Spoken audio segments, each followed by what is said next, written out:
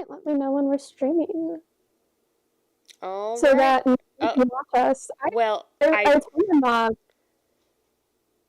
well, Oh, we're are you streaming streaming? now. Yeah, we are. Anyway, Okay. Hi. welcome everyone to Books, Buddies, and Blanks, the book club podcast for the people who want to read but also feel like they just don't have the time, and where you get points just for trying. We're your host, Theresa. And I'm Maggie, and on today's episode of Books, Buddies, and Bibbidi-Bobbidi-Boo, we have a very magical homecoming for Odysseus and Yeah. his son, Telemachus. Yeah. Odysseus finally gets home. Like, the whole bit is here. He's home, finally. This The is going to be an Odyssey. interesting episode because, Yeah. I read half of what we were supposed to read for last time we were meeting, so Mm-hmm. 2 weeks ago, and Yeah. then I read the other half today. So half of it is fresh in my memory, and the other half I'm like, okay, Yeah, let's read my yeah. notes. I read the first part of it again, like, a while back, and then the second half I read earlier this week. So it's like definitely much fresher. Um, and I was going back through my notes, and I was like, I don't remember any of what happened here. I don't know what was happening. But let's go ahead. Let's get into it. So we're gonna start with chapter 13. For me, it's titled Ithaca at Last. Oh, mine is One More Strange Island. Yeah. See, mine gives the plot away immediately. It's like, hey, we did it. We did Yeah, it. I think that's the main. I don't really like your translation, and that's one of the main reasons. So rude. I like most of the chapter titles. Um, I think this one's interesting simply because of how many times people say Ithaca at last in the actual text. So it's probably more of a, like, people say it I a don't lot. actually have a lot of people saying Ithaca at last. I do in my translation, which is probably why that's the title of the chapter. It's because it's a translational That thing. that makes sense. Yeah. Um. Also, and I mentioned this before we started streaming, Yeah. I didn't realize that half the book actually takes place on Ithaca. Yeah. Like, I expected Odysseus's journey, His you know, Odyssey. his Odyssey, if you will. Yeah. That still makes me laugh. Um, to like take up most of the book, You would think. and that's not the case. Because the No. first 4 chapters are following Telemachus, Yeah. and then only like a third of the book, maybe maybe a little over a third, is Odysseus like finally washing up, and going to the Phaeacians. Phaeacians, yeah. Goodness gracious, I keep messing that up because of how it's Yeah. spelled in mine. And then he tells them his story, and then they help him get home. But Mhm. like, it doesn't actually take up most of the book, and I was not expecting that at all. Yeah. For me, like, again, I read it abridged, and so, like, the most memorable parts for me were, like, again, him recounting, like, the big parts of his journey. Yeah, and Scylla that's and all of not that. even the big part of the book. No. But, like, also the ending. I Like, feel like this was mismarketed. it's like, instead of it being, like, Fault. the Odyssey, it should just be, like, Odysseus getting home and then wrecking house. Because I feel like this is all being led up to, like, him taking out the suitors. Like, that's Yeah, like the big part. It's like the it's climax of the interesting that story. It is. It is. I Yeah. completely agree with you. And like the actual journey, it's like I know the journey part because Mhm. that's like what we hear about most in like a lot of pop culture references, Yeah. and so like that's where I had my expectations from, Yeah. and my expectations were not met. No, like, Or most were. of the actual Odyssey, like, his journey is told in, like, hindsight through It is. story. It is. And so it kind of loses its, like, okay. I'll take your word for it, Odysseus, king of liars. Like, he He's known tells, for his scheming. He's known for his scheming. yeah, and But like, he told so many lies in these upcoming chapters we're about to discuss, and so like I'm kind of like, well, what do we take at face value here? now it's because of how much he lies. He is like, now he's an unreliable narrator. Right? I'm like, you're a little embellishing, aren't you? I don't But know. to be fair, Yeah.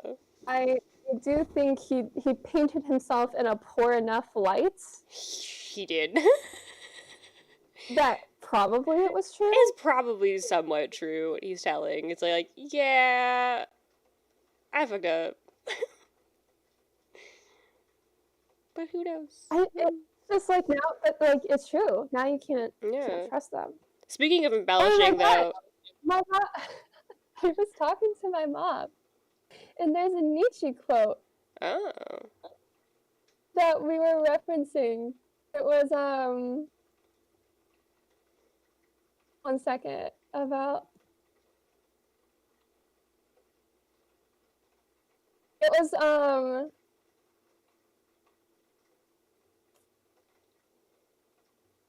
gosh.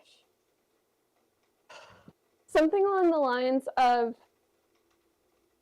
it's not so much that the lie that hurts, it's that I can't trust you again. yeah, mm-hmm.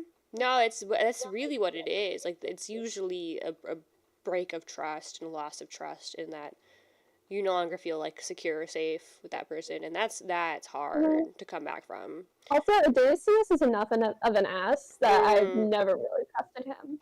Oh no, God, no, I would not trust this man. But just speaking of embellishments, I just do love this one last little mention of Demodocus in chapter 13, where in my translation it says, Demodocus, prized by all people, and I'm like, such a cool guy. I see you, Homer. I see you. Let me think. There's not much. I don't have many notes. Do you want to recap One More Strange Island, or do you? I mean, do you want to give the bullet points? I can give the bullet points. He gets to Ithaca. That's He the main one. does. So the Phaeacians are like, "Hey, here's a boat," and then they're like, "Hey, you've had a rough journey. Why don't you just go take a little nippy nap, and then you'll be home." And what I think is really funny about that is that they quite literally, like, he takes a nice nap, but he finally has a safe, uneventful journey. But then they just like pick him up and drop him on the island and leave while he's still sleeping. And I'm like, it's kind of rude. So he doesn't know he's home, and so he wakes up and he's like, where am I? Is this another terrible, horrible place where everyone's gonna be a jerk to me? And he's all like, woe is me, sad baby. And then also like, where they dropped him off is like a part of the islands that he didn't recognize. Yeah, they're like kind of off the beaten path. Off the beaten path, it was like a hard to access points, especially from the ocean. Yeah. The Phaeacians, as we remember, are from the magical island of Scheria. Yeah. That is not on the map. Very not real. And the fact that it took them a day, or one night, more like. Yeah. For them to drop him off on Ithaca kind of implies that it's very close. Yeah. But like also, magical islands and God-gifted seafaring people. Yeah. You never know. Yeah. There is no concept of there really is like no concept of distance and time it takes to get from one place to another in this book. But I have completely lost all bearings for that. So, but then it gets a little sad because then he's home, he's good, and then Poseidon notices this. He's like, "Oh my God, wait, Zeus, you said I could take him out." And Zeus is pretty much like, "Stop being a little bitch and do something about it, because I'm not doing it for you. I'm not your dad. You deal with your own shit." And so he says, "Well, I can't get to Odysseus now. He's on land. So here's what I'm gonna do. I'm gonna destroy the Phaeacian ships, because I'm a pissy child." And he does, which like. to punish them for their hospitality. Not cool, gods. You're And then the switching it up. Phaeacians, but then like also the Phaeacians were like, oh yeah, we were warned. It's the prophecy again. Oh my god, why do these people only remember these big important prophecies as they're happening? Why does no one remember this shit before it's too late? It's not the best movie, but it's cute enough. Set It Up on Netflix. Oh yeah. And the girl's like, oh, sorry, I'm late. I was digging around. It's like, you got here 4 hours earlier than I did? How are you still late? Yeah. It's like, you ever get there early and then just like totally lose track of time? Yeah. That's how I feel about this. It's like, they like probably got this a long while ago, kind of lost track of time, doing their thing. And then it's like, oh yeah. All right. Yeah. Oops. Yeah. I also think it's funny their whole prophecy was that Poseidon is like he hates us because he ain't us. Like his whole bit is that like the Poseidon hates the Phaeacians because they're cooler than him. It's so okay, funny. 1 second. God, what are my notes?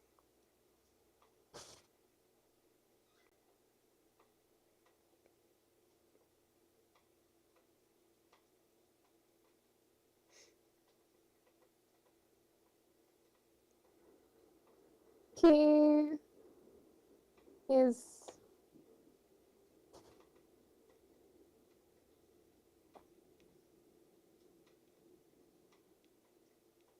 where was I going with this? Sorry, I'm like rereading a little bit because it's been a while. Yeah, I'm coming up with these bullet points as I'm like quickly skimming.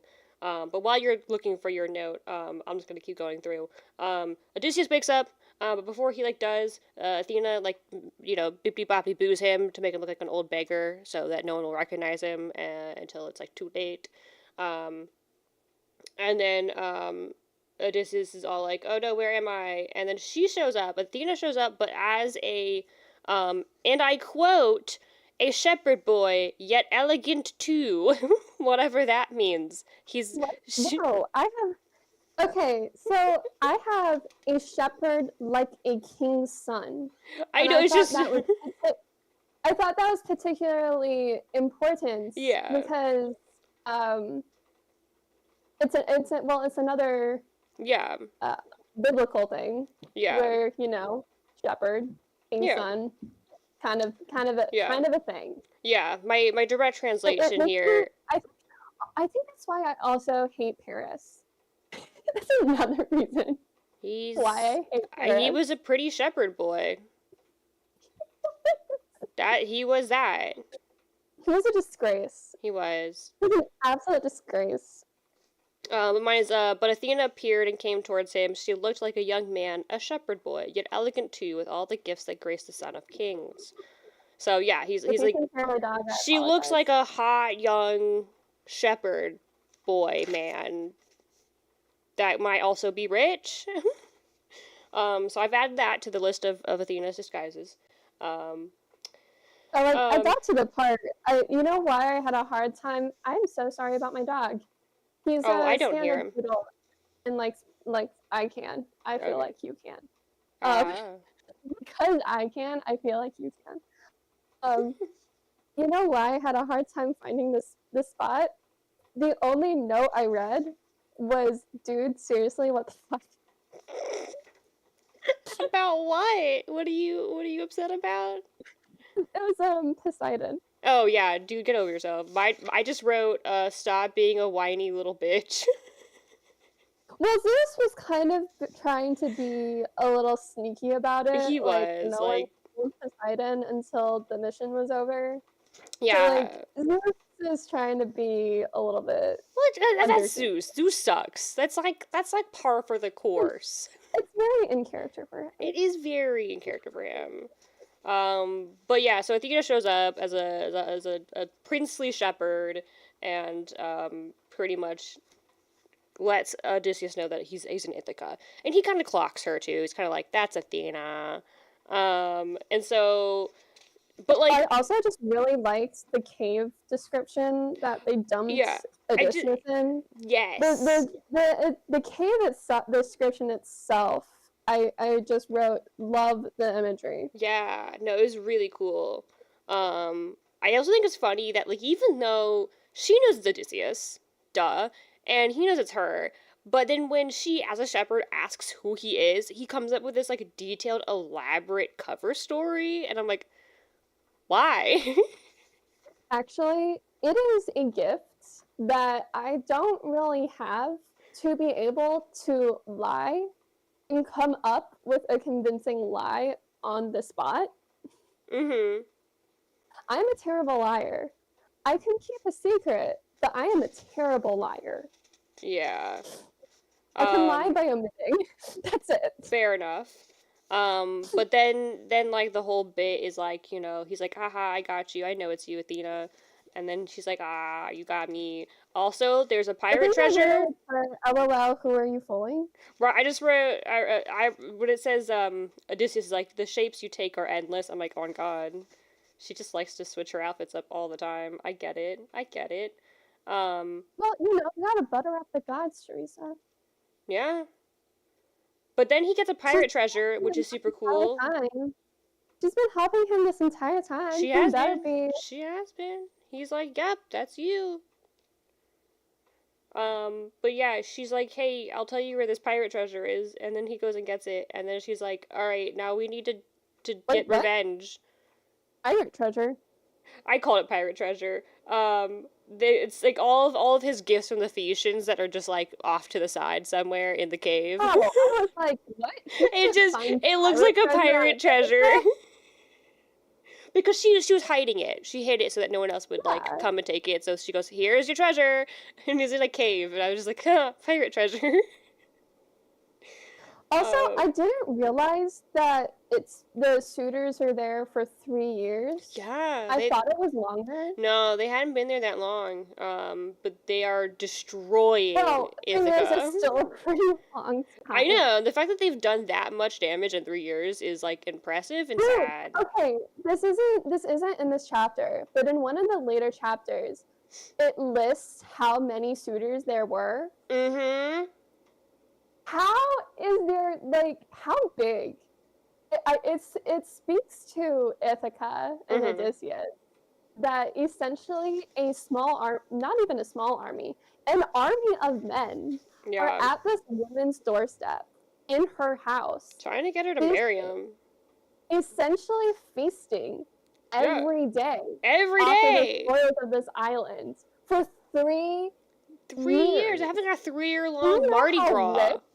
Do you know how rich and bountiful you have to be for that to happen? Well, hey, Odysseus is that guy.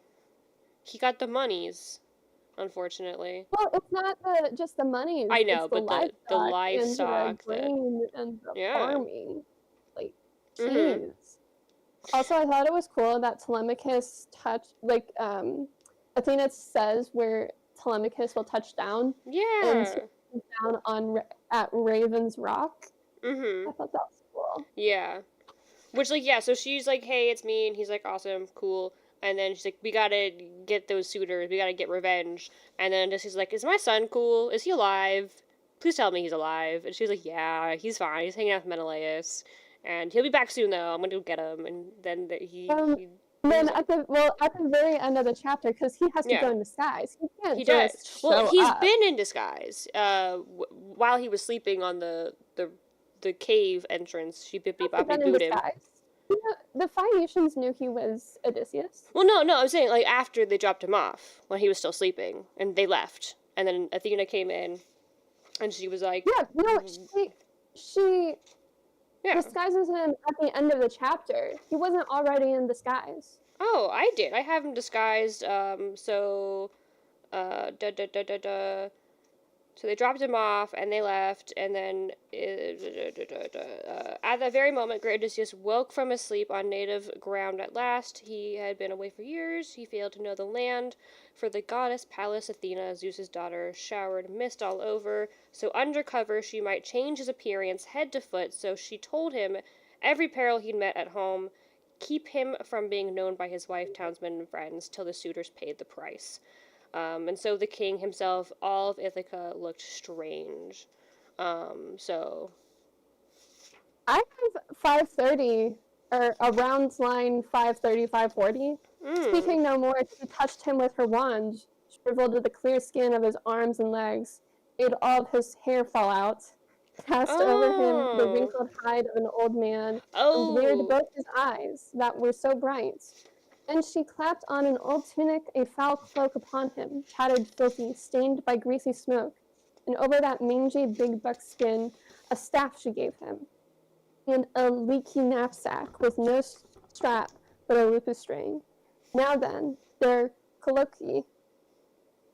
Sometimes I'm wondering, they could have just used the word conversation.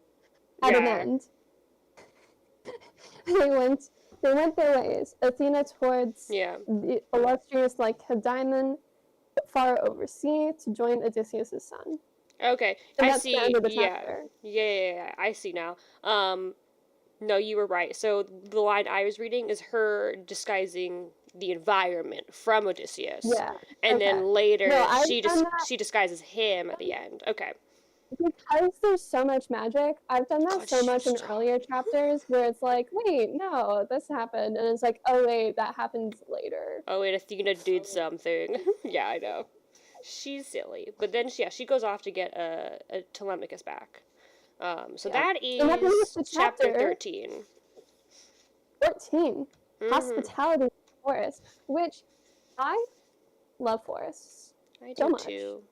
Mine is the name for chapter 14 for me is the Loyal Swineherd. This is just all about Odysseus. He comes up upon one of the livestocks, like farm things that is run by. Eumaeus? Huh? Wait, okay, let me find the name first. Yeah. Eumaeus. Eumaeus sounds right. Yeah. And he's like has been around for a long time, has served Odysseus for many, many years. And he is the swineherd. He takes care of all of his pigs. Eumaeus, okay, so Eumaeus is the man and he's the man because every time he speaks after we find out his name, it's Eumaeus, oh my swineherd. Really? Interesting. I don't know what is. It's like Eumaeus, oh my Eumaeus dash, oh my swineherd. He's like, you're so awesome, my guy. They really care about him. He raised Telemachus after Odysseus left him. he was like Dad 2.0. It was pretty cool. Also, I think he's a good dad. He's like Dad number 2. Yeah. He's like stepdad. He's dad number 1. Odysseus is more like dad number 2. Honestly, yeah. But they have 12 sties and 50 pigs in each. Let me do that quick math. And by say do quick math, I'm doing a calculator. They have at least 600 pigs, which is pretty cool. But the issue is that they take the fattest to town every day for the frickin' suitors. Yeah. So they're dwindling. But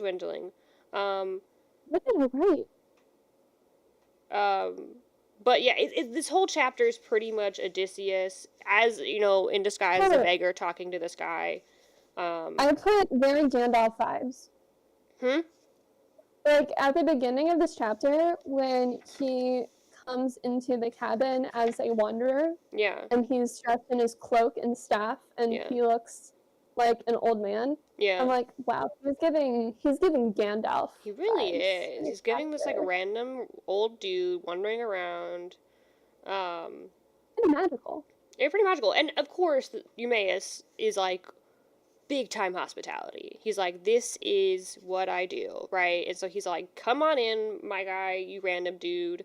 And he puts his own bedding down for him to lay on, and I'm like, that's so sweet. And then this book is all about hospitality. Oh, absolutely. Unless you're the Phaeacians and Poseidon's angry at you, then I'm screw pretty sure, you. like, 3/4 of this book is literally describing how people are Yeah. hospitable towards each other. Yeah, I will say there's something very fascinating that I had been thinking about, but no one had outright said in the book yet, which I can't remember exactly where it was. But there was this idea that, like, one, they say, all beggars come from Zeus. All strangers and beggars come from Zeus. And Zeus is the god of guests. And so, we have to honor the guest and the stranger as we honor Zeus. Mhm. And I was always like, it always up until this point had just been like, this is tradition, this is what we do, we're kind, we take care of people, we're hospitable. But I think it was Eumaeus, and it might have been Telemachus, but I think it was Eumaeus who later says, like, I have to take care of you, or Zeus will hurt me. And that kind of frames it more as like, I'm doing this out of fear of retribution, rather than it being like I'm taking care of you because I want to, which I think it might be a mix of both. But I was kind of like, okay, thank you. Someone's finally saying there is a little bit of a underlying fear to this whole tradition of taking care of people, because you're all afraid that Zeus, being the taciturn weirdo he is, might decide to just smite you because you didn't take care of that random guy. Or it How might do be you Zeus in live? disguise. How do you live like that? How do you live Honestly, each day thinking a god might smite you down? I mean, that was kind of how I was raised in the church. Wow. Which is pretty awful, which is why I have this big, like, surveillance That insecurity where I feel like I'm being watched all the time and judged. Um, time. but Yeah, yeah, you and I were raised very we were differently. I got all the bad parts of being raised in a church. Um, which will I do got a most number of on it. you psychologically. It'll really mess you up. We'll say that. Actually, there's scientific evidence to support that as well. Mm-hmm. Anyway. Um, I feel for you. Yeah, it sucks. But hey, I'm doing a lot better now. Um, but there's also there's another line here where Eumaeus is talking again about like how they are to take care of people, and he's like, "Eat up now, friend. It's all we slaves got," when he got him like food. Um, so no fear of the gods in their hard hearts, no mercy. Trust me, the blessed gods have no love for crime. They honor justice, honor the decent acts of man. And I just wrote, lol. Like, I was Oh, genuinely laughing out loud to myself. I was like, ha, honor justice and the decent acts of man. what Who? line are you at? Around In line, like like, this whole 99. little monologue? What? It's around line 99. It's after Eumaeus goes on his, um, sad time Oh, talk. oh my gosh, you know what's in mine? Yeah. Okay. Our fat shoats are all eaten by the suitors, Mm-hmm. cold-hearted men, who never spare a thought for how they stand in the sight of Zeus. Mm-hmm. Gods living in bliss are fond of no wrongdoing, but Mm-hmm. honor discipline and right behavior. Yeah, sure. Even the outcasts of the earth, who bring piracy from the sea and bear off plunder given by Zeus in shiploads, even those men, deep in their hearts, tremble for the heaven's eye. That's true. I think everyone should fear Zeus, period. Because that dude, on a dime, could decide that he doesn't like you and get rid of you. Well, Um, I just thought it was kind of funny considering how much people actually yeah. went off and plundered. One thing that kind of made me chuckle while reading this particular chapter is that like every other sentence that Eumaeus talks about is like, and he'll be like someone will do something and he'll be like, "Oh man, I remember Odysseus," and then he'll be all sad again, and I'm like, no offense, but it's been like 20 years. Like every other sentence is like, Odysseus used to drink water. I miss him. I'm like, He's not that great of a man, honestly. he's not like the way in which he like talks about him and like mourns for him. I'm like Well, like I think he's it's also interesting because they're very loyal to Penelope. they And are. so when he comes and he offers Odysseus offers news of Odysseus, Mhm. The swineherd is just is just like Kind of this truth protective. doesn't really interest them because many people have come with supposed news of Odysseus, and it Mm-hmm. just everything worse. Yeah, and I like that he's kind of like protective of like, yeah, let's not get her hopes up again. All right, she's in enough pain. To be Let's like, not. I think one of the main reasons why this island in society, this kingdom is still standing, is that these people are actually very loving and very loyal to each other, Oh, especially to absolutely. Odysseus. Unless you're a suitor, Which then you suck. I suppose, since we're character, if you care, is a testament to their character, even though I don't like them, Mm-hmm. that this many people would be willing to go so far in order to Yeah, protect their land. yeah. But there's a bit where Odysseus like goes on his whole like, hey, I have news. I have heard of Odysseus. He is coming back. I promise. I swear it. And Eumaeus goes, but I will never pay a reward for that. He's like, hey, I bet you right now, if he does come back and I'm right, you need to give me cool clothes. That's the bet. But he's like, I'll never pay that reward. Old friend, Odysseus, he'll never come back home. Never. Drink your wine and sit back. Let's talk of other things. Don't remind me of all this. The heart inside me breaks. When anyone mentions my dear master, that oath of yours, let's let it pass. Pause. Odysseus, oh come back, and he goes on Make again a about bet. Odysseus. He doesn't make a bet. He kind of does. Like he says, where is it? It's in like the 100s. Da, da, da, da, da. I swear by Zeus, the first of all gods, at this table of hospitality here, my host, by Odysseus's hearth, where I have come to help, all will come to pass. I swear, exactly as I say. True. He says earlier. He's like, I have good. Okay, sorry, I got confused. It's line 178 for me. Reward for such good news, let me have it the moment he sets foot in his own home. Dress me in shirt and cloak in handsome clothes. Before then I am poor. So he's like, Oh pretty wait, much, he's like, it's reversed for me.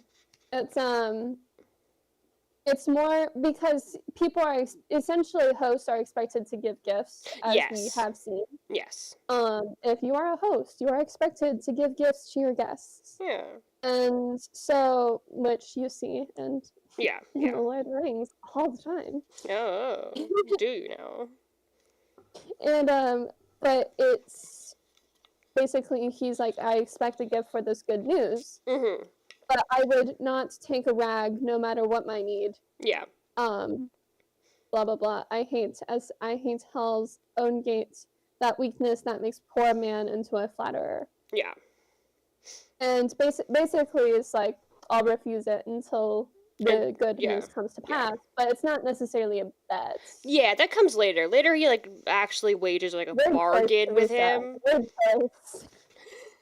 But I just think it's funny that he's like, no, let's not talk about Odysseus anymore. I'm too sad.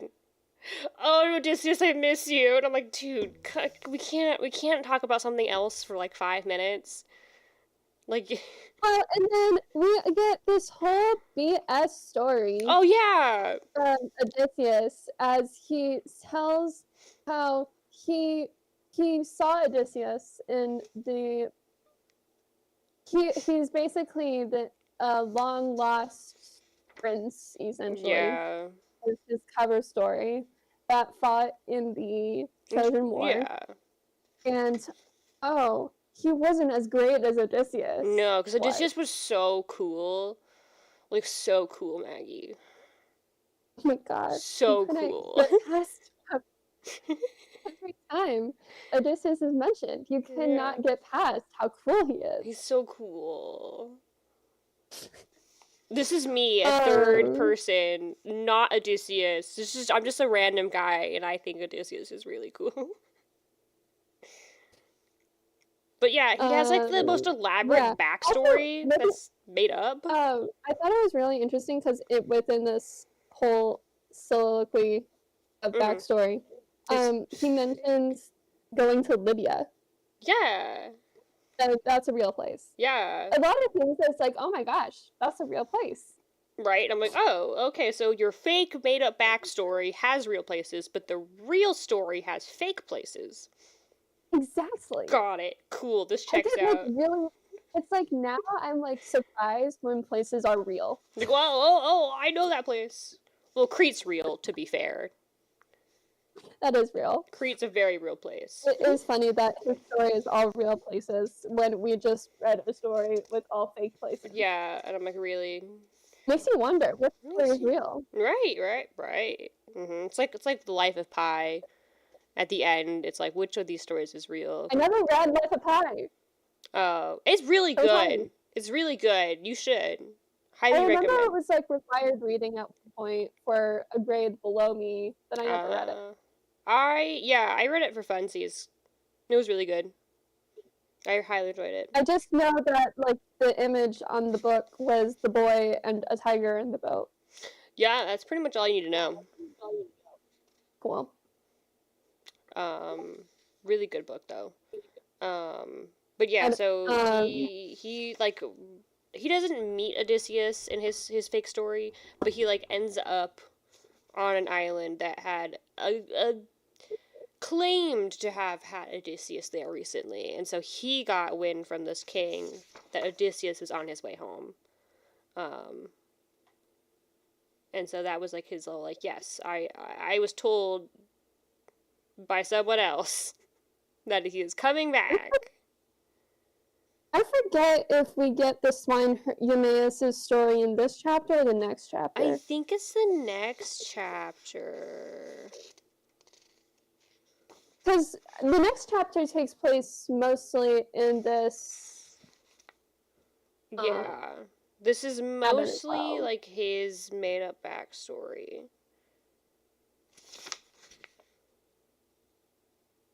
Wait. Yeah. Also, they have a very sad description of them killing a. Also, the swineherd is so skeptical, and props to him. I mean, yeah.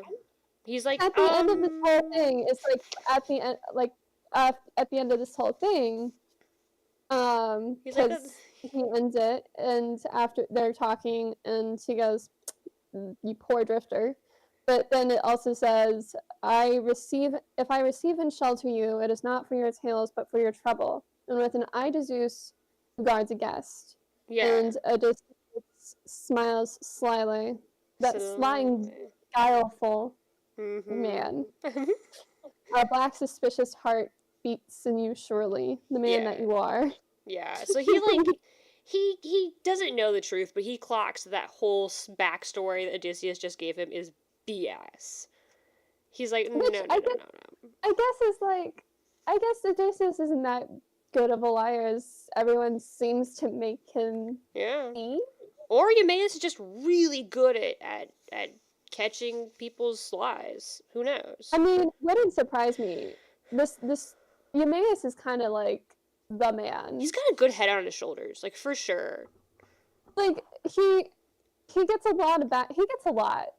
For a side character, he's like the most well-developed side character we've had thus far. Yeah.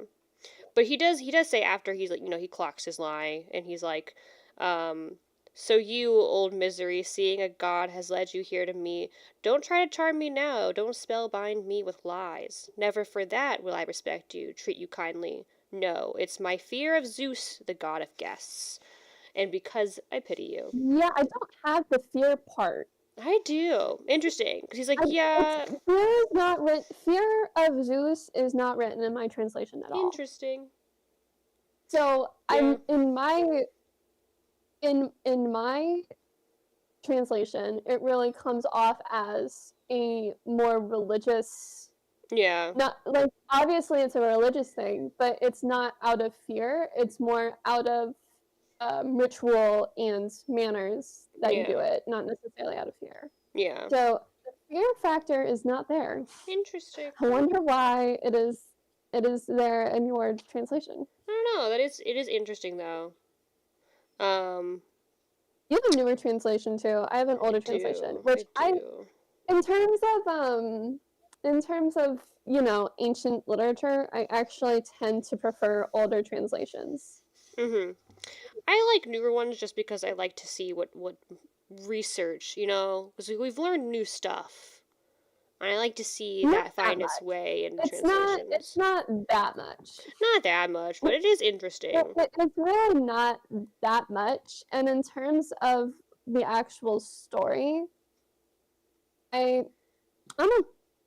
I in terms of actual story and the way the story is written, especially to an English speaking audience, Yeah. I tend to prefer older translations because the nuance and especially nuance from the vocabulary used and the syntax, I feel like it feels closer to the source material or to the spirit of the text Yeah. rather than more modern language. More modern language really throws me off. Yeah. That makes I also sense. read it. It also could be that we have to do an episode on this because Mhm. I've been like really into 19th century literature. I know. Like, I don't know what it is about and we need to discuss this so we can delve deeper into this. Yeah. But maybe it's because of that. It's like I have a tendency to really enjoy older writing. Yeah. Oh, we could definitely do that. I guess this explains the Lord of the Rings a lot too. Mm-hmm. All right. Honestly, like I don't even consider Lord of the Rings is I really do consider as a classic. Oh, it And definitely in is a terms classic. of like the fantasy genre, it doesn't even really fit in the fantasy genre anymore because modern fantasy to me has like deviated so Modern drastically fantasy, and I think from that's why we where it have, came from. yeah, but that's why we have a distinction now between high fantasy and low fantasy. Because modern But fantasy is low that's fantasy. not a good distinction. It's not a good distinction at all because Lord of the Rings is considered high fantasy, Yes. but it's so drastically different than most modern fantasy that is in the 21st century alone. Yeah.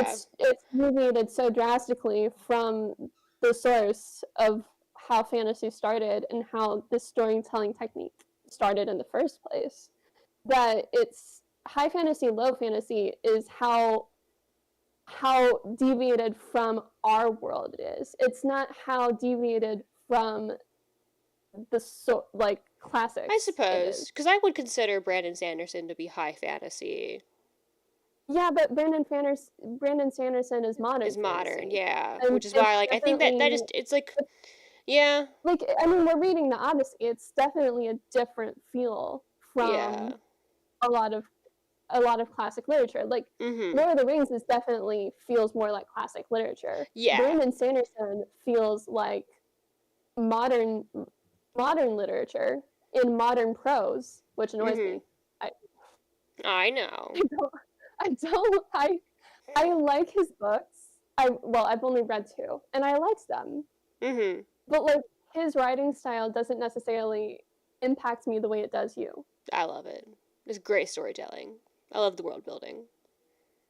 But like Good it's shit. modern fantasy and Yeah. it's so different. It's deviated so Where would, much than I don't want to the get, classic fantasy yeah. structure. I don't want to get on too much of a tangent just because we still have a good chunk of this to get through.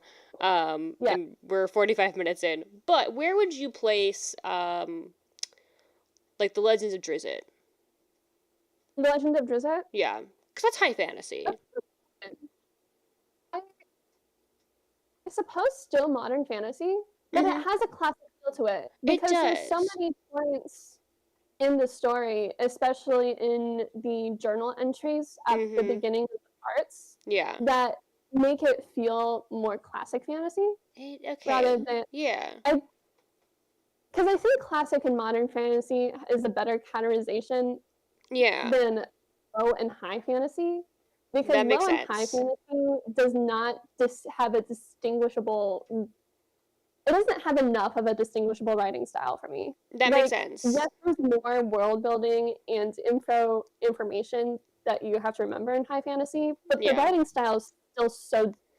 similar Yeah. that it doesn't really change much. That makes And sense. the writing style in Legend of Drizzt is definitely more modern, but it has more of a classic feel to it. So I would still consider it modern fantasy. It's one of the Okay. few modern fantasy series that I actually really enjoy. Okay, that makes sense. Because Legend of Drizzt, and I have not read Lord of the Rings, only reading through the Hobbit, but Legend of Drizzt definitely has sort of that, in my opinion, that kind of almost classic vibe to it, It does. It for sure which does. I like because it, I do like it, that Well, old it's school high centered fantasy. around, I think because it's centered more around a theme and Mm-hmm. the character's development, and it's not necessarily centered around the world, Yeah. if that makes sense. Even Yeah. though it's a very in-depth world. Yeah, but there's a lot more on like the people and the development rather than because like Brandon Sanderson. And one of the reasons I do love his work is because it is very like world building. It's very you get a nice painted picture of what this world looks like and all these different plots that intertwine because of the world. Which makes sense because he's got this whole Cosmere thing, which is the multiverse of his books. So big world building. Big world building. Alright, back to Yeah, this but the book way though. he does his world building is different. It is different. But I like it. I like it. I know you do. Alright. I like it too. Okay. So How they they came to Ithaca. yeah. Next chapter. Wait, I just They want to go to double sleep check. Yeah, after that's he it. tells the story. That's it. Yeah, yeah. They talk. So the next chapter is book 15, how they came to Ithaca. Oh, mine's the prince sets sail for home. And he's awake. Honestly, that makes a little bit more sense. Yeah. Yeah. I thought this was really funny. I thought this was a really funny chapter. I loved this chapter. I had so much Because, fun. first of all, his rapport, Telemachus, because we're back with Telemachus. Yeah, back with Telemachus. He's currently, like, it's like there's like no time difference between when we left him and they were getting ready for bed at Yeah. Menelaus' palace to now. Like, all this happened, Yeah. and it's still the same time as when they went We're to like, bed. and back to where we left Telemachus and his buddy Pisistrus. They were having a little sleepover. It's just, wait, I had it in front of me. Pisistratus. Pisistratus. I'm gonna keep calling him Pastrami. It's okay. P-E-I. That's pay, right? I have Pisistratus. Okay, I have P-E-I. Pisistratus. I have P-E-I-S-I with an asterisk. Or, not asterisk. Why did I say asterisk? It's a slanty. And It's an accent. you know, Yeah, some sort of accent yes. mark. Pisistratus. I swear I did take French and I did graduate college. So, you know. Yeah. P-E-I-S-I with an accent. S-T-R-A-T-O-S. I'm gonna call him Pastrami. Pisistratus? Pisistratus. Pisistratus? That guy. They're besties. They're having a little sleepover. Anyways, all of a sudden, it's like, I feel like they just became kind of brothers. I mean, they get into that later. They're each other awake. Besties. But yeah, right. Anyway, we can stop before we get too into it. Yeah, so essentially Athena, Telemachus is already awake. He's not sleeping. Athena shows up and is like, bro, what are you doing? You have to go home. Like, she wasn't the one that told him to come here in the first place, but she's like, you're taking too long. Go home right now, now. The urgency, I feel like it's kind of a little, the tone of what these people are saying and these characters is different in your translation. It's so because funny. In mine, it's more like, all right, now you've found out what you needed to know, time to go home. It's not like, you need to get home right now. It's more like, okay, you did what you were supposed to do. You do need to get home, though, because all this shit is about to happen, and to be fair,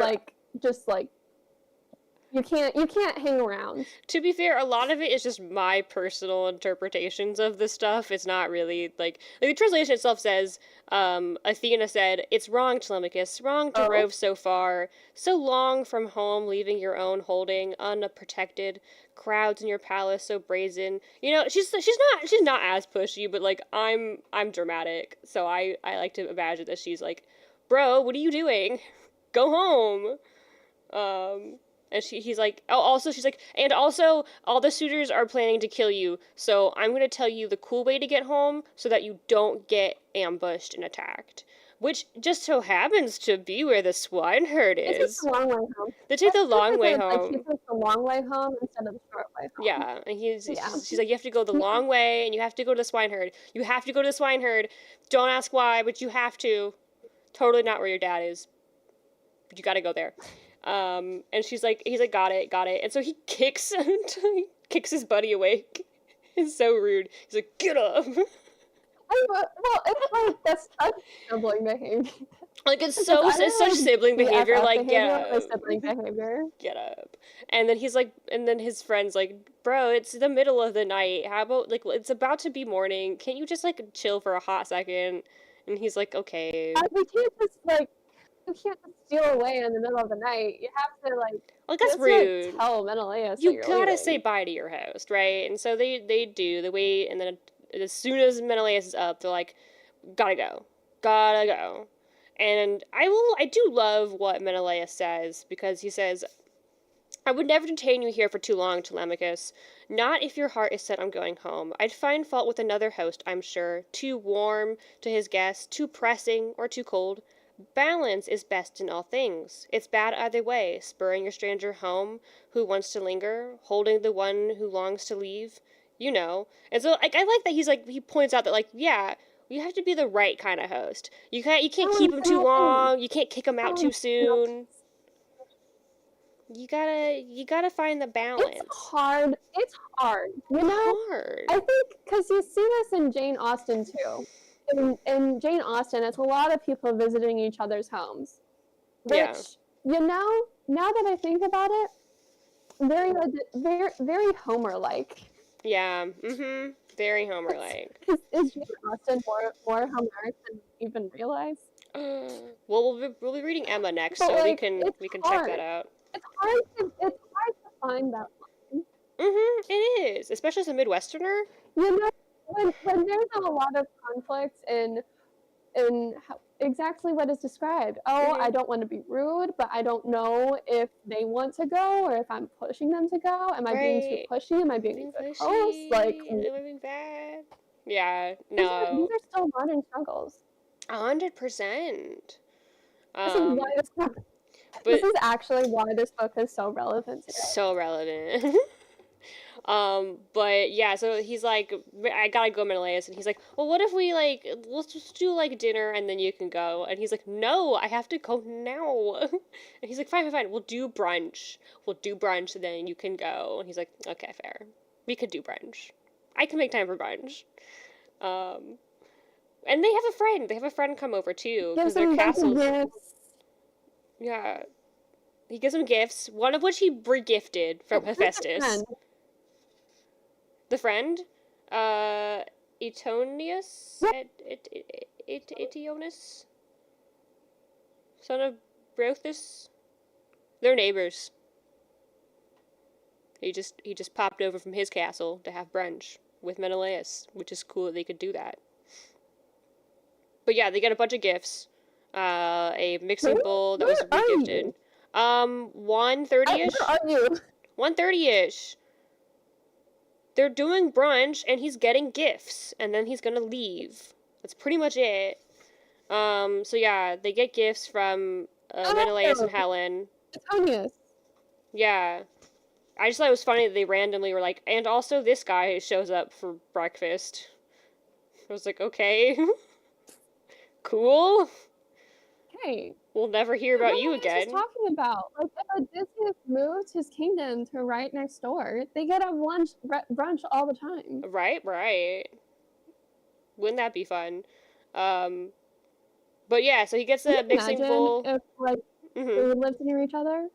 would gab all the time. They would like have like weekly dinners. They would be like gossiping. Oh my gosh, they could just go on a plundering raid all as like their outing. Yeah, like ooh, like instead of like we're going fishing this weekend, it's like we're going plundering this weekend. Oh my gosh, there's this unsuspecting island nearby. Ooh, they'll never know. God, so bad. So, But Helen anyways. gives him some hand woven beautiful robes that are meant to be for Telemachus's future wife. Um, Does he get married? Telemachus? I don't know. Wouldn't surprise me. I wouldn't. I don't know. Honestly, like we still have the section that we read Mm-hmm. for this particular section that we were talking about. Oh, I'm sorry. There was a funny bit in here that I have to. There's two funny bits on the next page that I was chuckling so much on these pages. So Okay, so we end on page 305 before book 17, and we still have like 160 pages left of this book. Heck yeah, we do. I don't think Telemachus gets married in this book. I know what happens. I kind of know what happens because like they have the test of the bow. Yeah. Odysseus shoots an arrow through 20 axe heads, and we still have some slaying to do. Oh, we definitely have some slaying. They have a bunch of men to slay. We got a bunch of dudes to kill. kill. Blood will be running in rivers. It's gonna be awesome. And Cannot wait. Like, I get that all that needs to happen, but does that really take 150 pages? Look, Odysseus is a professional yapper, so yes. It will. It will take that long. Like, his entire journey, that is like the selling point of the Odyssey, is it's his homeward journey took maybe 150 pages as well. Yeah. Like, I mean, even the sirens were only 2 pages. That was so quick. I'm so concerned about what is left in store and like what don't I know. It'll be fine, I'm sure. But I wouldn't be surprised if Telemachus did get married in this book. I don't think he does. I think I know what happens to him according to Greek myth, but I don't want to say anything in case I'm wrong. But I don't think he gets married in this book because he doesn't. I don't know. We'll see though. What is courting? Because Penelope doesn't seem like she's courting anyone. She's just hiding in her room, and the suitors are physically in her court. They are courting her. Telemachus. Look, Telemachus is a young boy of 20 years old. He has many years before he has to marry. I thought he was 21. I think he's like 21-ish. Yeah, but he's young. He's like 21. No, but by the standards of the time, he is young for a man. Yeah. So, anyways, big like there's a lot of foreshadowing in these chapters. Yeah, I really enjoyed. So as he's getting all these gifts, and Helen's all like, "Man, it would be so cool if you got home and your dad was there," and he's like, well, "That would be cool." And then a freaking eagle flies by, clutching a huge white goose in its talons, and I was like, "That sounds terrifying." The bird signing. There's lots of bird signs in this because it's not just the eagle. Yeah. Later on, it's Apollo because it's not just Zeus's eagle. There's a hawk. Later on, Apollo's hawk. It's like Homer really puts in. It's like it's gonna happen. Like just wait, it's gonna happen. Blood will be shed. Don't you worry, guys. Yeah. Don't worry. People will die, and not the people not the cool people, the bad people. Well, I thought it was interesting that it was a goose. Yeah. And I also thought it was interesting that it specified it was hooked from a farmyard, Yes. indicating domestication. Yeah, that is interesting. I love that when Also, have you seen, I don't know if you've seen birds of prey actually, like, get animals in real life. they're scary. It's so cool, though. It's so cool. It's Like, not just, scary. it's scary. How is it scary? Because they just swoop You're down, not they go, gonna they carry it off. It's so cool. It's so cool, but it's also like, ah. Why? I don't know, man. The birds are Why? so powerful. I'm so glad that I Yeah. am of a size that means a bird can't swoop down and get me. Like, if I was small Actually, enough, I'd be terrified. my dog was hunted as a puppy by an Yeah, owl in our right? backyard, and it almost attacked me when I stood in front of it. Birds are vicious creatures. Oh, okay, that sounded dumb. I was not standing in front of the owl. I have like arborvitae. You know the arborvitae, those Yeah, arborvitae yeah. walls. The bushes. So it was hiding in the arborvitae, and my Yeah. dog could sense it, and so he like stood stock straight still, like Mhm. not moving at all. And I was like, okay, that's not a good sign. And he was a tiny puppy at the Like, time, oh, and cry. he had good instincts. And I Yeah. was like, okay, something's wrong. And so I walked in front of him, like, what's going on? And the owl came out and was literally like almost a foot from my face, like trying almost attack He's me. like, He I got my wanted the dog. dog. It was huge. Barred owls it was a There you barred go. owl for Oh, yeah. sure. 'Cause you could see the silhouette, Mhm. and it was barred owl was huge. Yeah. So okay, so moving on. So they Well, they read the bird signs. I should say yeah, they yeah. read the bird signs. Well, Helen does. Helen's like, I will be the prophet. I will tell you what the eagle means. And I'm like, okay, You know, sure. Helen. I love Helen. I love I Helen. love Helen. Helen is she does so much, She's a boss. and she held out. Mhm. A lot of that wasn't her fault, and all these No. men are blaming her for it in this book. Yeah, Like, they just need someone to blame. Who's the swineherd? Just said his Yeah, name. he said something mean about Helen, and I didn't much care for that. People who smack talk Helen, I'm like, I don't care for you. Okay, my respect for you has Especially dropped. Odysseus. Yeah.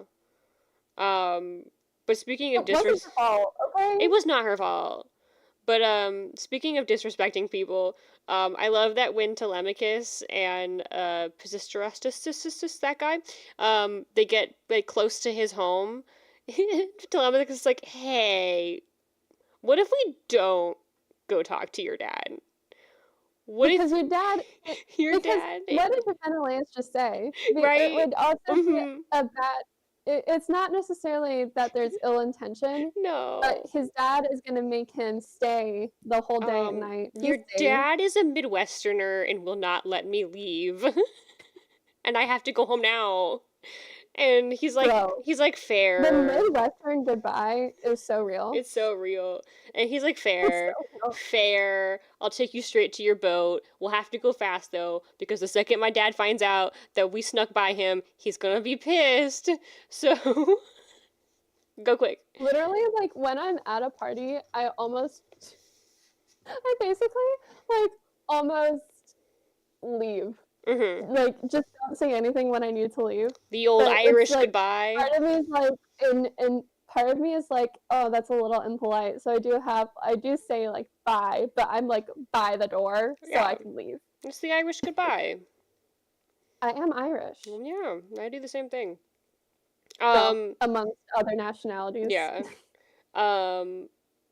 But yeah, he gets on a ship, and then this dude shows up, this random prophet, who like has a whole backstory.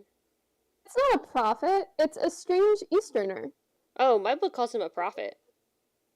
Mine says Easterner. Interesting. Because like in his backstory, he gets like cool abilities, I thought. Because he tells him his, like, whole sad backstory, and he's like, okay, you can come with Everyone has us. a sad backstory in this. Everyone has a sad backstory with the gods, because they If suck. anyone were the king of sad, tragic backstories, Yeah. need no look. Um, You need not look further than Homer. oh, It so, is really funny, okay, though. no, wait, I think yeah, sorry, I just saw, it says the prophet's son. So his dad was a prophet. wait, no, he's not a prophet. The dad's not a prophet. The dad is a wizard. That's a prophet! I'm saying you're not. He's a wizard. I know he's called a wizard in your book, but it's the same thing. Gifted in prophecy. Yeah. He has had as a forebear that Melampus wizard who lived in Old Pylus, mother city of western flocks. Okay, in my book they call him a seer or a prophet. Wizard's cooler, okay? Yeah. I don't know what to tell you. Wizard implies, though, that he's learned magic through study. No, it doesn't. Not in Greek myth. Not in... Okay, I'm fairly certain that they didn't call them wizards in the olden days. Wizard's a pretty newer term. No, it's actually not at all. Okay, he's a wizard, though, because that is cooler. He could be a wizard. Wizard is not a modern... is not necessarily as modern a convention as The current the current use of it is newer. Well, yeah, because it's the current use. Current use, not necessarily. Oh my god. Sorry, my Benadryl's kicking in and I'm getting so sleepy. Okay, we got one more chapter to get through. No, yeah. All right, we got this. All right. Yeah. So wait. Okay. So Telemachus, he's like basically this random man asks for safe passage, and he's like, sure. He's like, absolutely. And these guys, what we gotta go right now? Stranger and dangers. So they steal away. Yeah. Stranger danger's not a thing. Titus was like, hey, like, I'll give you a head start, but I gotta go tell my dad. Yeah. So they gotta head leave, and they take the long way around. They do. Okay, I'm so confused as to the time scale now. Yeah. Because the time scale's so off. I have no perception of time now. Oh yeah. Because like we start with Telemachus, and then we go to Odysseus. Yes. But like we go back a year to Odysseus, and then Odysseus gets off the island with that one woman nymph. Oh, I do not have that. Mine goes straight from Telemachus getting on his boat to go back to Ithaca to the swineherd and... No. I'm going way back to the beginning of the book.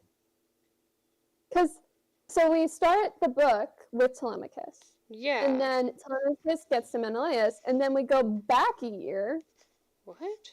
To Odysseus on the island of Calypso. Oh, I have nothing about that in mine. I'm going back to the beginning of the book, Theresa. Oh, of the whole book. Okay. Right. My chapters are called books. And so I was like, what? Mine. Okay. I'm confused. So, yeah. Calypso, and then, but that's like a year back. Yeah. And then we go 10 years, like almost 9 years? Mm-hmm. 9 years back when Odysseus recounts. Yeah. And then we come back to the present time? Yeah. We're on present time now. Oh my god. Yeah, but no, then, it's a lot of time jumping. We're going back to present time, but then, okay, so what my point is Odysseus is talking to the swineherd in present time, correct? Mm-hmm. Yes. But it took, presumably, a few days for Telemachus to get to Menelaus' kingdom at Pylus. Yeah. But He- then he takes the long way around. Mhm. So what is the time scale? Like, how far behind is Telemachus to when Odysseus is speaking? I don't Am I know. making, It's a lie. All I am I know, making any, all like, am I I making any sense? I know what you mean, but I'm personally not gonna try to decode it because all I know right now is that Telemachus gets home and Ithaca Yes, around the he same time gets Odysseus home. does. So Odysseus just went to bed, and then we go Yes. back to Telemachus. But then when Telemachus meets Odysseus, Mhm. it's like the next day for Odysseus, Yeah. but Telemachus took the long way back. So how many days is this actually taking place? I don't know. I don't know, and I don't think they know. I don't think they know Remember, either. this all used to be oral tradition, so they were probably just hoping no one would notice. They're probably like, You no, know, this is what happens when you write stories down. you're like, People crap, notice. it's inconsistent. I'm not thinking too deeply about it. It's too much for my brain. Well, I thought it was funny because in the same chapter as the eagle Mhm. getting the goose, Yeah. a little bit like around line 640, Yeah. you have the hawk clutching the dove. Yeah. Which I thought was cool So imagery. Apollo's on this too. Oh yeah. Everyone's invested. All the gods are invested now. Oh, they're all invested. But I do Oh, like no, so we do come back because we come back to Odysseus. That's why I'm like yes, talking about yes. this, is because we come back to Odysseus talking to Eumaeus. The swineherd. Eumaeus. Yeah, the swineherd. Why do I keep forgetting his name? It's okay, we can just keep calling him the swineherd. It's easier that way. Eumaeus. It's such a simple name. I had a line underlined that I liked because we get Eumaeus's backstory. We Eumaeus's do. backstory. And Eumaeus Which is was kind sold of into messed slavery. up.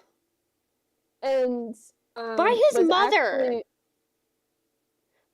By his mother. No, it wasn't by his mother. Yeah, it was the Phaeacian woman that was married to, or, was kept by his father. And so Yeah, she was a slave. Yeah, that gave birth to him. Did she give birth to him? Did she? Oh no, I'm nursing him, so she's like the wet nurse to the guy's. But he steals the kid. She steals the kid. And sells him into slavery. She does die quite suddenly, though. Yeah, by Artemis. Artemis decides to just shoot her down, which was pretty baller. I mean, Artemis. fair. It's fair, but also that kid had to watch it happen, and then get sold into slavery. Well, okay, so he got sold into slavery, but fortunately for him, he got sold into Odysseus' house. Yeah. And he's basically not a slave anymore. I mean, he was, but yeah. He was raised. He was treated like a nice slave. It's like Gone with the Wind. What? Gone with the Wind? Gone with the Wind's all about romanticizing slavery. And it's just like, well... No, wait. He pays the ransom, and so I don't think he's a slave anymore. Oh, he's been calling himself a slave. He's... What? Yeah. I mean, earlier when he was talking to Odysseus, he says, this is all us slaves have. And he was like, yes, I'm a slave. I'm literally a slave, technically.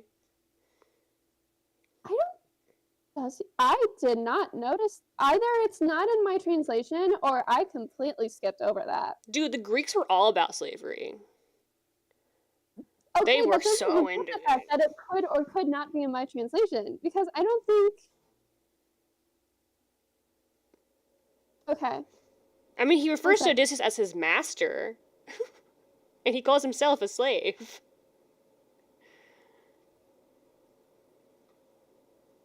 One second.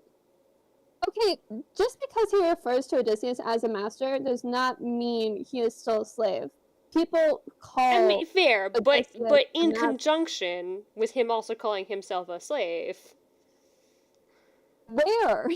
It is in the last book when he is meeting the loyal swine, this loyal swineherd. Um, I have line 90. Then coating the meat with white barley groats. Interesting. And mixing honeyed wine in a carving bowl, he sat down across from his guest, inviting him warmly. Eat up now, my friend. It's all we slaves have got. That's the first time he refers to himself as a slave. There's other parts. I have to find them. Line 90 in Hospitality in the Forest? Yeah, book 14. Yeah.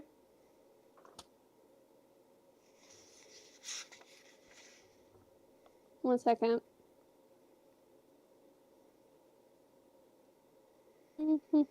Okay, we have very different words.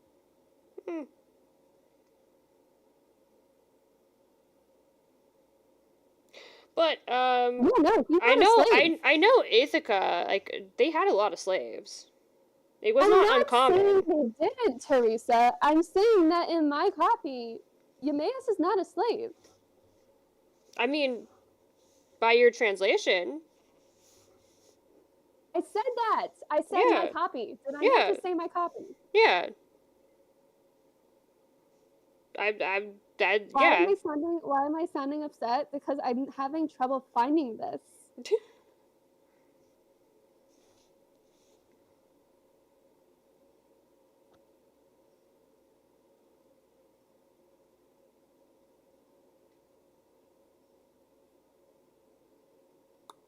Anyway. No, it doesn't come up. Anyways, that does not come up in my, he's not. Yeah. And later on, he also talks about how he was raised alongside Odysseus' sister. Yeah. And they actually, like, loved each other. And then she was sold off into marriage. Yeah. Yeah. I mean, that's the case. But, I mean, they did that a lot, too. Like, they would have slaves, and then they would still just, like, raise them with their kids. All I'm saying is, Odysseus' dad purchased him as goods. He did buy him with money. Do you not also adopt children with money, Theresa? That is not the same. You have to pay money in order You're not paying for the child, you're paying for the adoption service. That is not the same. A little bit. It is kind of different when they kind of chuck you up on a block and say, "Here is this child you may have for money."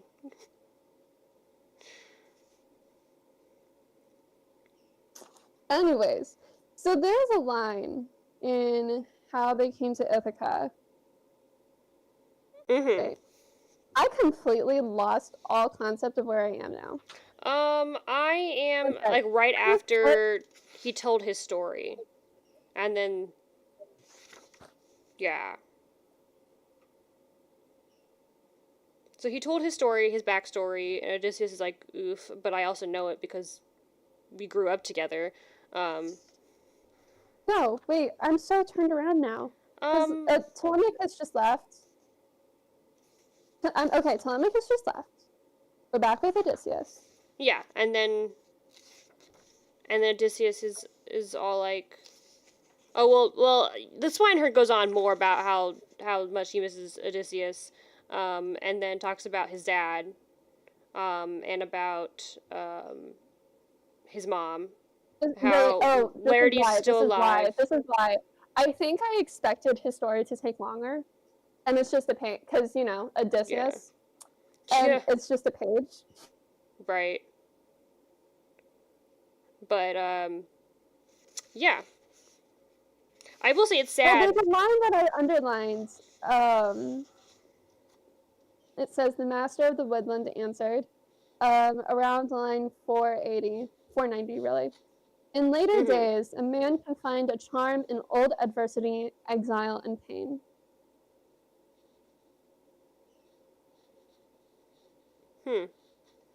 So, say that again. Sorry, I was reading something else.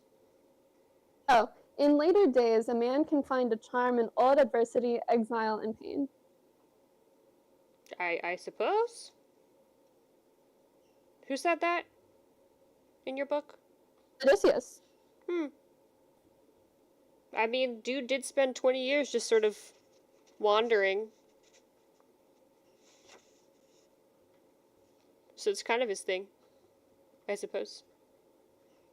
You don't agree? No, I do. I don't know where in the book that is, so I don't know what the context of that line is. Oh, so friends, now that you show an interest in that matter, attend me quickly, be at your ease, and drink your wine. These autumn nights are long. Oh wait, no, it's not Odysseus, it's Eumaeus. Wow. We were talking about masters, and so when it says the master of the woodland, I was like, oh, Odysseus. And no, it's not, it's Eumaeus. Yeah, that's his whole thing, is he's in charge of the pigs. Key word, he's the master of the woodland. Yeah. He can be. Friends, now that you show an interest in that matter, drink. Oh, you're still a child, I see, when exiled somehow from your parents' land. Tell me, basically, to ask me, he asked for his story, Yeah. how he came to the island, and he goes, friend, now that you show an interest in this matter, attend me quietly, be at your ease, drink wine, blah, blah, blah, blah. You need not go to bed before the hour, sleeping from dusk to dawn's a dull affair. Let any other here who wishes, though, retire to rest. At daybreak, let him breakfast and take the king's own swine into the wilderness. Here's a tight roof. We'll drink on, you and I, and ease our hearts of hardships we remember, sharing old times. In later days, a man can find a charm in old adversity, exile, and pain. As to your question now, blah, blah, blah, and then he goes on with the story. Yeah. My book refers to him as foreman of men. Yeah. Interesting.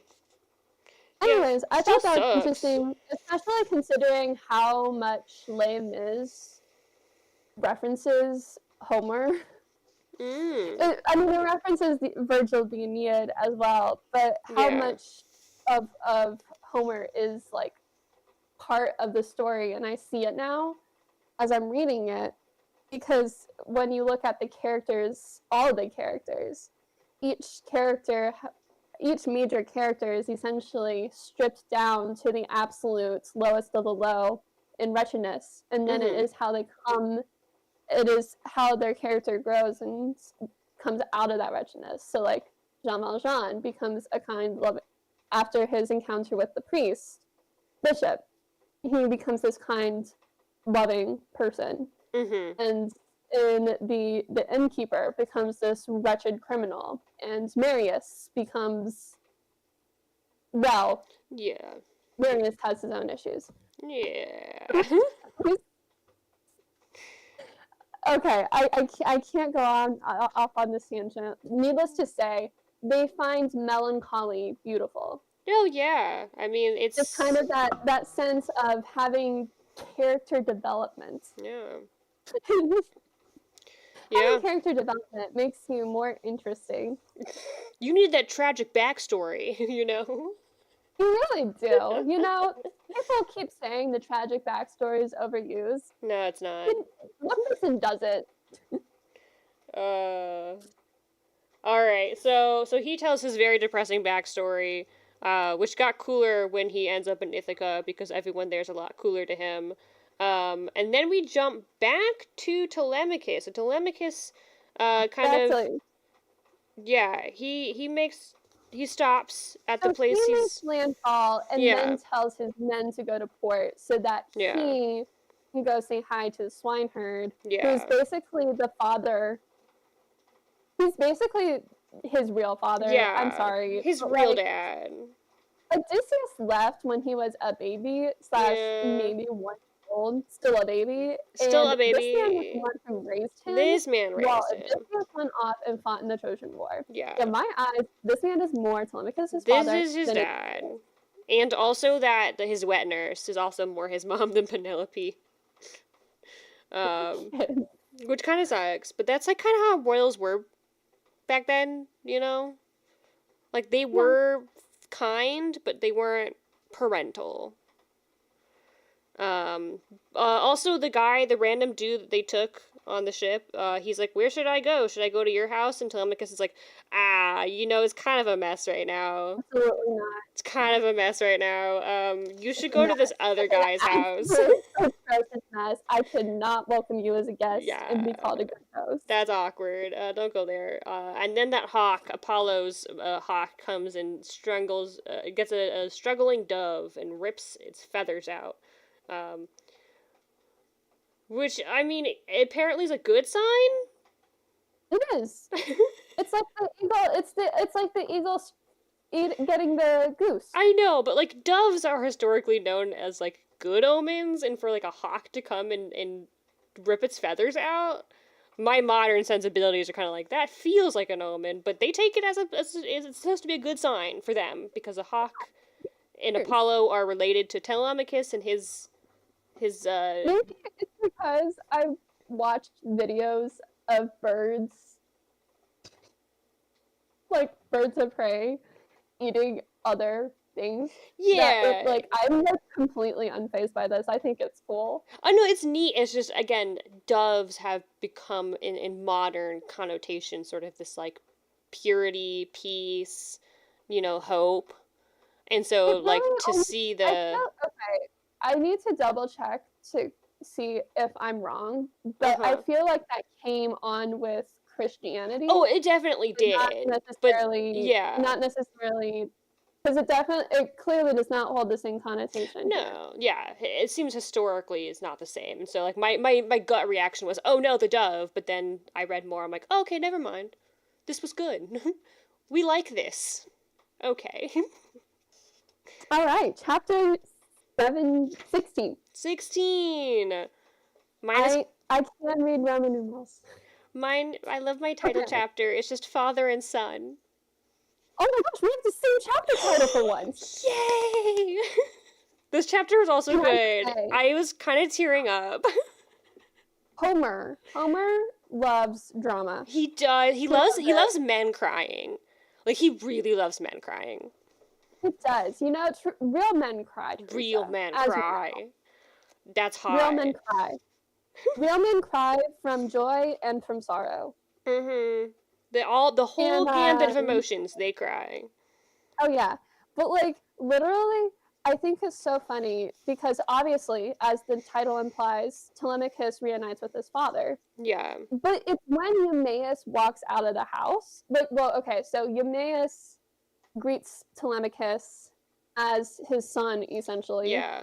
Also, and then goes to tell Penelope. Yeah. Also, and then real quick, I just think it's really neat because earlier when Odysseus rolls up on the swineherd, the dogs initially go to attack, but then he knows the trick because he lived here, and so the dogs don't attack him.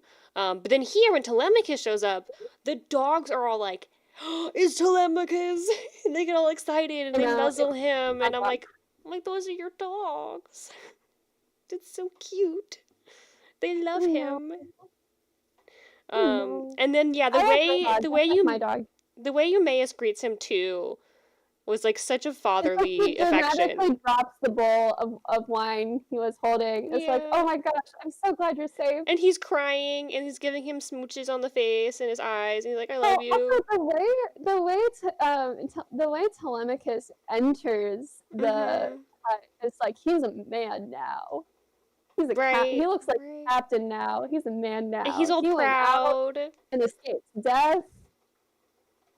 Oh, it's so cute. And he's like, yep, I'm home. And then he's like, who's this dude? Who's this old dude you have here? So, Eumaeus, Odysseus is an ass. He's kind of an ass. Yeah. Because, so he asks, and his first words to his son are essentially, how could you let this happen? Wouldn't you rather die than have your house in such a state? And I'm just like, and Telemachus is like, there was nothing I could do. I was too young to do anything. I wasn't even an adult until recently. Yeah.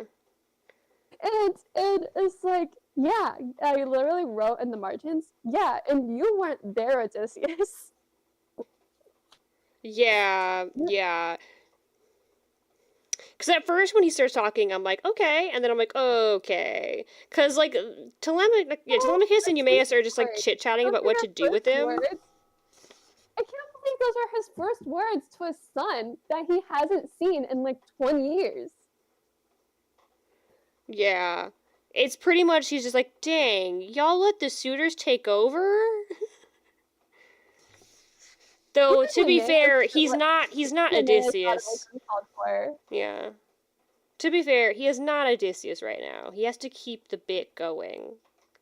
And he He is does, really good at lying. but he doesn't apologize for it. No, he seems to be a very unapologetic man in general. Anyway, so yeah. Anyway, so Eumaeus goes, okay, we're getting to the why we named this episode, Yeah. Bibbidi-Bobbidi-Boo. Yeah. We Yeah. go, so Eumaeus goes to tell Penelope quietly Yeah. that Telemachus is back. Yeah. And Odysseus steps out, and Athena, because he's the only one who can Yeah. see Athena appear to him. I will And note, as a beautiful, tall, and skilled at weaving things, that's that's the description. A woman who is tall and beautiful and really good at weaving. what? That's how they describe her. Just a tall, beautiful woman who could weave things really well. I don't have the weaving. I just said taking the form of a tall woman, handsome and clever. Oh, I guess clever at her craft. I mean, yeah, she is a I weaver. guess the only craft women do is weaving, so. Well, also maybe it's just- Athena is like known as the weaver, like that's her bit. You know, I thought Arachne. that was, yeah, I thought that was arachnid. She was a person, a mortal, who someone said, you weave better than Athena, and Athena said, bet, and then they had a competition, and Athena didn't like that she was actually doing better than her, and so she turned her into a spider. That makes sense. Yeah. She's in my Atheos lore for my channel. She's in charge of yeah. fabrics and textiles. That also makes sense. Yeah, she's pretty cool. I'm working on the art for her right now. She's sassy and I like it. Anyway, she shows up and I like that it says that she gave a signal with her brows. So she just like, you know, like wink wink. You know. or like the eyebrow raise. Right? Like just like head nod. So she says hi. And it says, saying no more, she tipped her golden wand upon the man, making his cloak pure white, and the knit tunic fresh around him. Lithe and young she made him, ruddy with sun, his jawline clean, the beard no longer grew upon his chin, and she withdrew when she had done. And I literally put Bibbidi-Bobbidi-Boo. I did too. Like, it's a white dress even. Right? She Bibbidi-Bobbidi-Booed his ass. She said, you get to be hot again. And then he just walks in, and Telemachus is like, holy shit, are you a god? Because you were an old dude, now you're a hot dude. I understand Telemachus' reaction. Yeah, and his first reaction too... Odysseus is acting incredulous that Telemachus is like, are you a god? Like, what's going on here? Who are you? I like that his first instinct too is, be kind, I will give you offerings. Like, please don't hurt me. Like, which is the right reaction to have to a god. Oh my gosh. Just please don't hurt me. But also, like, when he says he's Odysseus, like, Telemachus is like, no, you're not. He's like, I call BS. There's no way you're my dad. I've never seen my dad. But like, Odysseus is like, no, it's me. I'm your dad. But he kind of acts a little incredulous. It's like, come on, like, I'm your dad. He's like, come on, is your papa? The last time this person saw you, his memory wasn't even fully formed yet. He has zero memories. He was a baby. Infantile amnesia, man. His first memories are from probably 3 or 4, which this man was not around for, so he has zero memories of Odysseus. All he has is stories and paintings. How weird would that be? Like, it just makes, I feel like that makes the scene more poignant, but also a little more weird. I will say, because yeah. I do love that is kind of almost immediately act like they've had years of him raising right, Telemachus. right. Which I will say, Epic does a really good job of kind of having that as part of Telemachus's character, is that he has lived his life with this story of grandeur about his dad. Like, he's like, this guy is a myth. You know, the myth, the man, the legend. Like, I've never known him. All I have are all these stories about how awesome he is, because everyone loves Odysseus. And so, like, all he has are these stories. He doesn't know this man. Um, Yeah. and I will say, I do love, though, when they do finally, like, he's like, you are my dad. And then they just cry. And they hug and they cry. And They I'm do like, hug and cry. stop it. And then the birds of prey, they cried out, shrilling cries, pulsing sharper than birds of prey, which we just talked about. Mm-hmm. They're just so like, oh my god, Mm-hmm. we're back together. Which, like, Big reunion. is a Honestly, good reunion. it's like a touching moment. It I is will a say. really touching moment. The song, I Can't Help But Wonder, which is the second to last song of the Epic album, or the whole thing, that one made me cry. I was crying when I listened to that song, because they did a great job of that reunion. You know what song makes me cry? Huh? You know what song makes me cry? What? So it's the first song on the album Yo-Yo Ma plays Ennio Morricone, Yeah. and he did the score for The Mission. And The Mission is one of those few movies that has ever made me full on sob. Yeah. I mean, what I think I've mentioned before, I'm not much of a crier. Yeah. And I'm and even though I'm freer with my feelings now, Yeah. especially when I watched The Mission, I was not. To the point where because I had to watch it for a class in college, and I watched it, and I was just sobbing at my desk in my room, and my roommates came in, and they thought something was horribly wrong because they had never seen me cry before. And I'm just like, it was just a good movie. Yeah, I know of the movie. I have not seen it, though.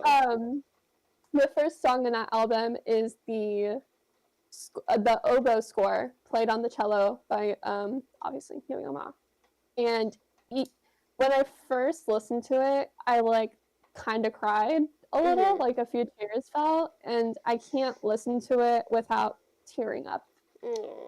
I think my body just had a response of, oh, you're gonna cry. Oh. But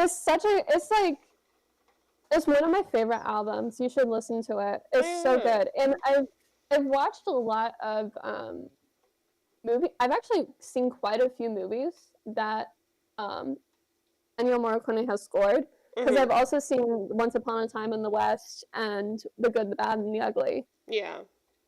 And that's the really famous one where it goes. Yeah. Ecstasy of Gold. Yeah, that is a great score. It's a good movie. It's a good movie. It's a good movie. I do love a good old Western. And young Clint Eastwood. It's the OG. It's the OG. Yeah. I think it's really funny that one of the most recognizable Western movies was done by an Italian director. Yeah, because Sierra Leone was Italian, right? Yeah. Yeah, I believe so. Yeah. It's the spaghetti westerns. All right. Anyways, so let's keep going. Odysseus gets the rundown on how things are going. Yeah. And Telemachus is like, you have no idea how bad things are. And we had no idea how bad things are. I did not know that, like, over 100 people were courting his mom. That's, like, a lot of dudes.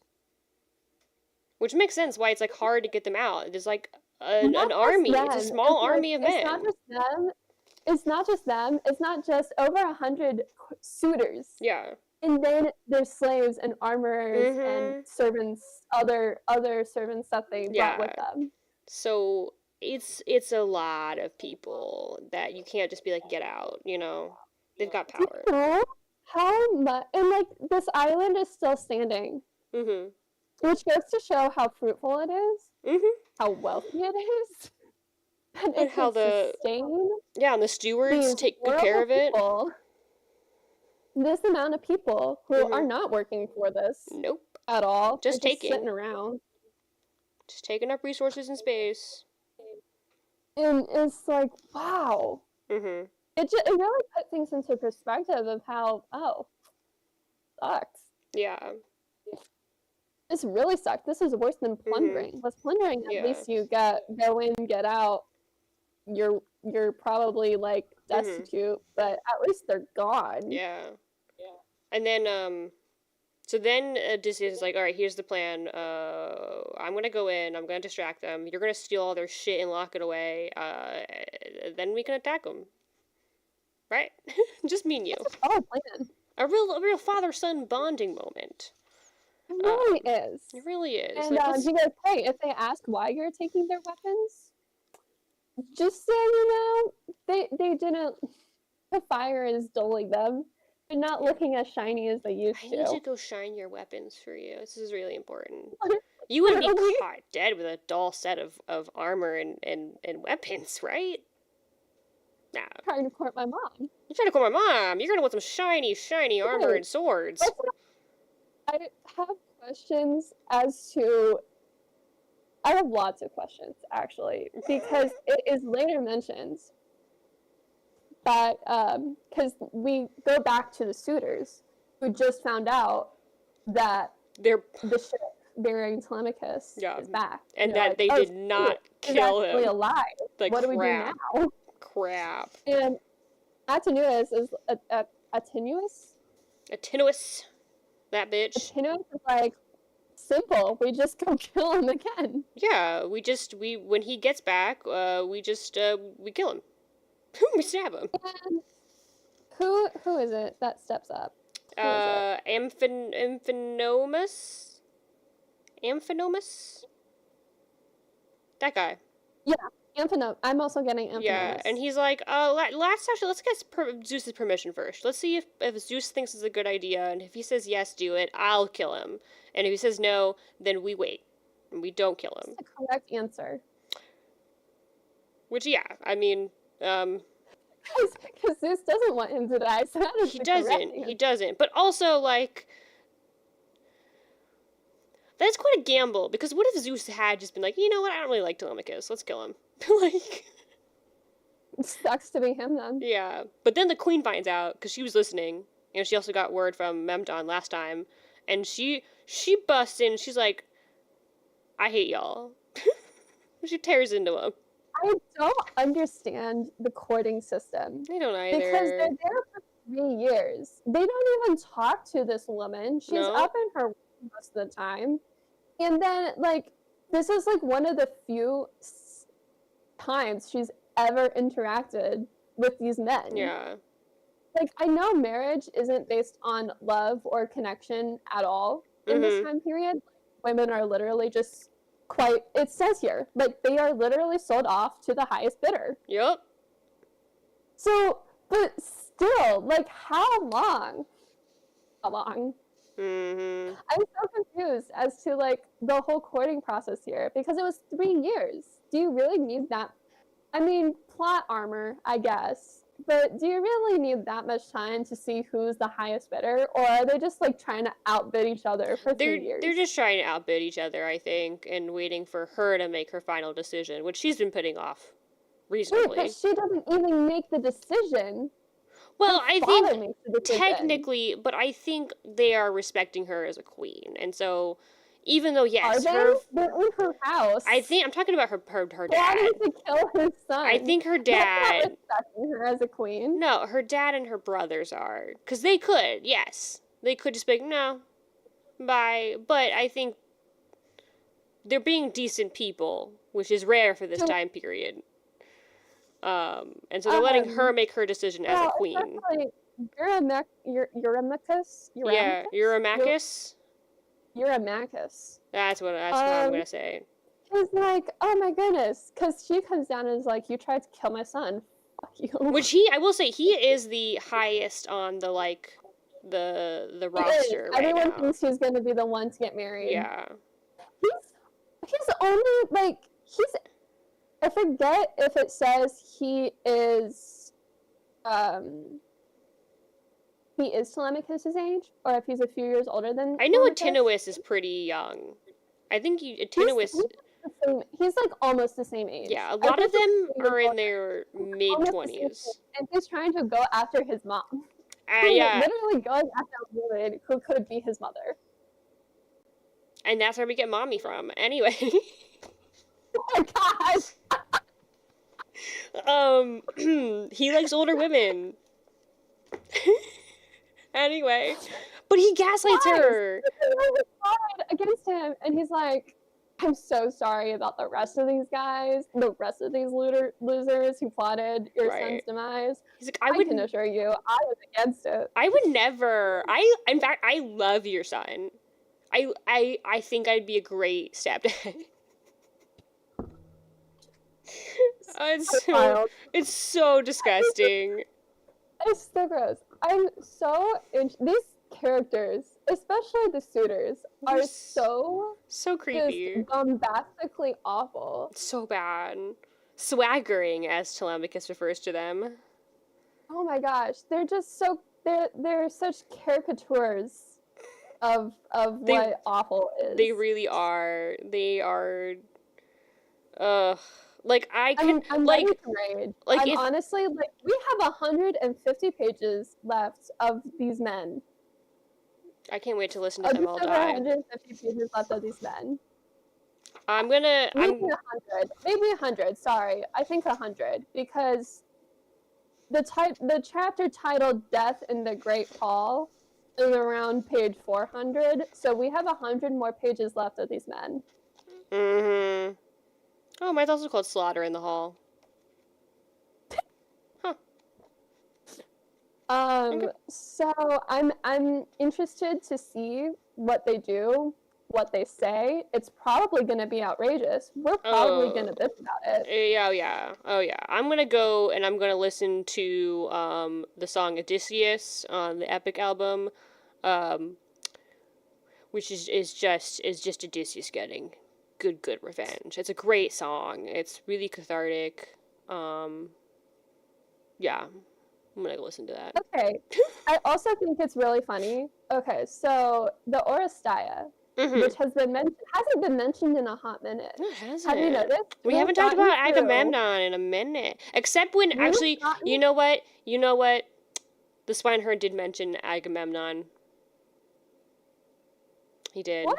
He did. It was a while back when he said something about Helen. I didn't like it. Blah blah blah blah blah blah. How yes. My king among them. Okay, I'm in book 14, line 80. Yeah, no, I see it. He did mention Agamemnon. To save Agamemnon's honor. After Hospitality in the Forest, we went 2 full chapters without someone mentioning Agamemnon. It was pretty cool. They did that. Okay, but what I think is interesting. So we have the Oresteia, which is Agamemnon's son, whose name I can't remember. Orestes. Thank you. Yep. Kills his mother and her lover because she killed his dad and his side piece. Yeah. But the whole point is that vengeance doesn't necessarily equal justice. Yes. But it's totally okay for Odysseus to slaughter a whole household of men who literally the most, I mean, they're pretty awful people. Yeah. But like they're just bad house guests. Yeah. But you totally okay. Okay, well, 1, being a bad house guest is a crime. And 2, I think you forget something really important. Odysseus is hot. He could do what he wants. Orestes isn't hot. They don't really remark about his appearance too much. it's not so much about him being hot, it's more about him getting revenge, and then also the Furies coming after him, and also his sister coming after him. Really? Yeah. They don't spend at least a page describing how hot he is? You know, I will go look. I have a copy of it on my shelf. I'll go check it out, but I'm fairly certain I don't I'm recall so them talking about surprised. how hot he is. He's a young boy, right? He's I like think, he's young, you know. He doesn't yeah, have the rugged Greek well, he's appearance. older than Telemachus, obviously, because he fought in the Trojan War. Yes, yes. Well, So probably yeah, 30s. yeah. Probably like late 20s, early 30s. Yeah. But he ain't no Because, like, Odysseus. my experience with Greek tragedies Yeah. is Antigone, Uh-huh. um, Medea by Yeah. Euripides. That's a Oh, good yeah. one. That is a good one. You want female rage? You want feminine rage? God, I love Medea. Yeah. That is Then, feminine rage from the perspective. It is still from the perspective of a man, but that is feminine rage. yeah. Um, that is all women's wrongs. I mean, it's Mm-hmm. also Jason's wrong too, Oh, yeah. but it's the consequences of his wrong. Anyways, Yeah. and now Homer, Mm-hmm. So Mm-hmm. granted, it is very limited, but all three of them do spend a good paragraph describing how hot people look. Yeah. Like, they were hot. What happened? Are people just not as hot as they were Well, back in the day? well, definitely within like the tragedies, they don't really dwell on people's hotness as much as they do in the epics. For obvious reasons, I Well, think.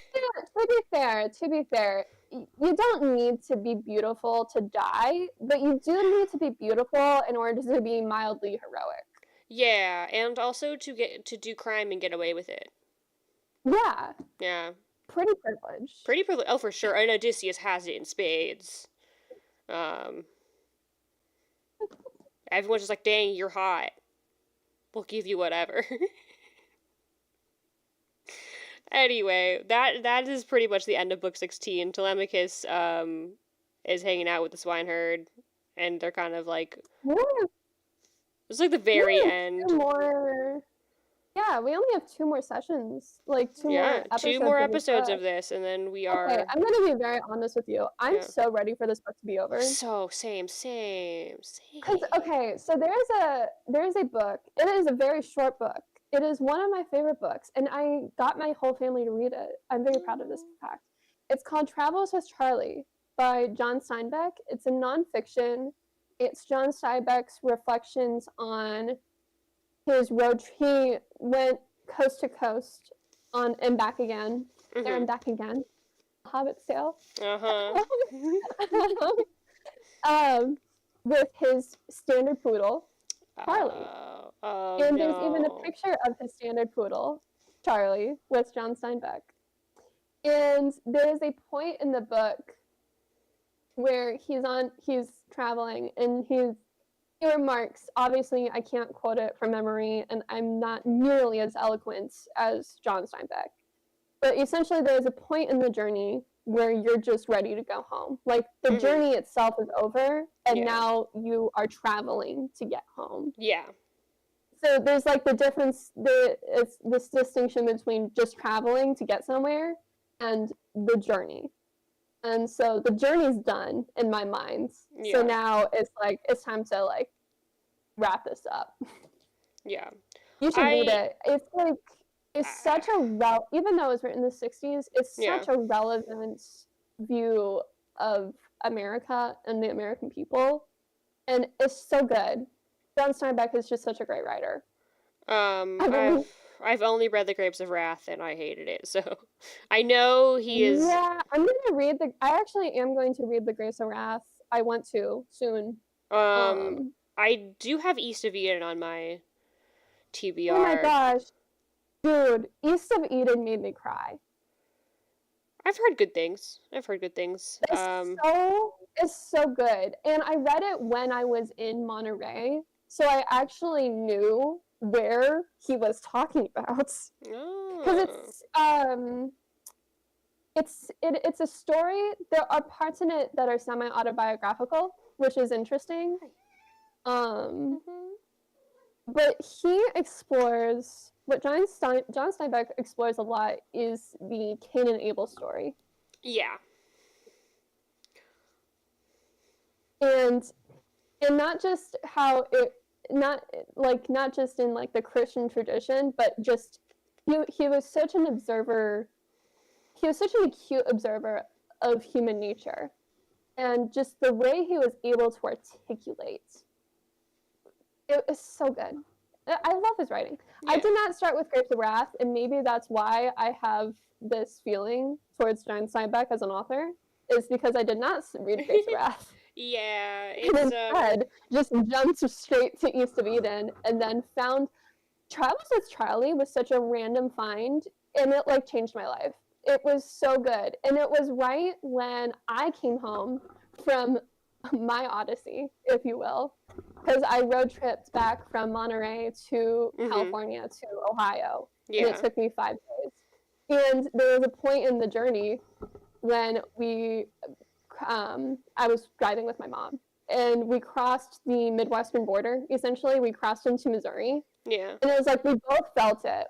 We both felt it. Like we weren't journeying anymore. It was like, oh yeah, now it's just a grind to get home. Yeah, I feel that. Anyways, speaking of the grind to get home, the next books to read are books. So book 17 to book 20. Yeah, that's or so pretty much either way, one of these sections is going to have a bit more than 75 pages. So we can either do book 17 to 20 the first week and then finish the book the second week. Yeah. Or we can read from book 17 to book 21 and then finish the book. I have a feeling you're going to want to do book 17 to 20, though. 17 to 20 for sure. Okay. Makes more sense to me. Cool. Okay. I feel like we talked a lot about not a lot happening. Yeah, we went on a lot of different tirades. But it was good. It was good. I'm very, very drowsy now from my Benadryl. And Nico wants to cuddle. He's on my lap now. I unfortunately have not been getting bad allergies. There was like a little moment when we were having a bunch of wind storms because the wind pollinated plants were like blowing their pollen all over the place. But now that things have kind of quieted down, it's like a little better for me. I think it's because I'm close to a national park. And there's a lot of trees and a lot of like arboretums and stuff up here. There's just a lot more pollen than there was I wish I lived back near, home. I live near a wooded area, but you know, the thing about central Ohio suburbs, it's like, oh, you see that little patch of trees? You know that nice little patch of tree right there? Yeah. It's not making money for us, so let's tear it down and build another pointless chain. Yeah.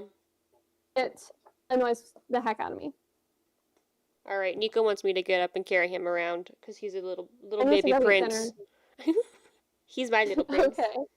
All right. Have a great evening. Yeah. And I'll see you in 2 weeks. Yep, everyone. For our second to last episode. All right. Have fun, everyone, and happy reading. Goodbye. Bye.